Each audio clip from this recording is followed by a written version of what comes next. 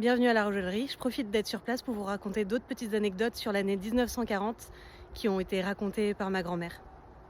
J'ai plusieurs anecdotes, notamment sur Marguerite, qui avait un caractère très affirmé. Et lorsque les Allemands sont arrivés, ils ont mis des affiches partout sur la façade pour dire que le château était réquisitionné. Donc c'était des affiches écrites en allemand avec marqué interdit d'entrée, domaine réquisitionné. Et elle aurait pris sa canne et elle les aurait toutes arrachées. Ce qui a fait très peur à Édouard car il avait peur qu'on la déporte à cause de ça. On dit aussi qu'elle surveillait les Allemands et qu'elle les obligeait à essuyer leurs bottes dès qu'ils rentraient dans le château.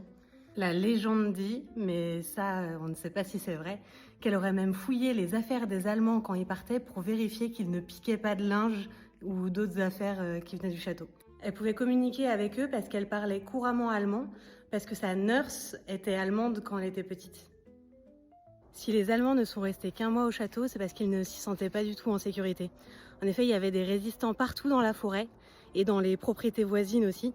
Donc c'est pour se venger qu'ils ont cassé les meubles et la vaisselle quand ils sont partis. Et ils ont aussi disséminé tout le linge et les affaires dans la forêt, ce qui a obligé Marguerite et Édouard à partir à une espèce de chasse au trésor de leurs propres affaires dans la forêt lorsque les Allemands sont partis.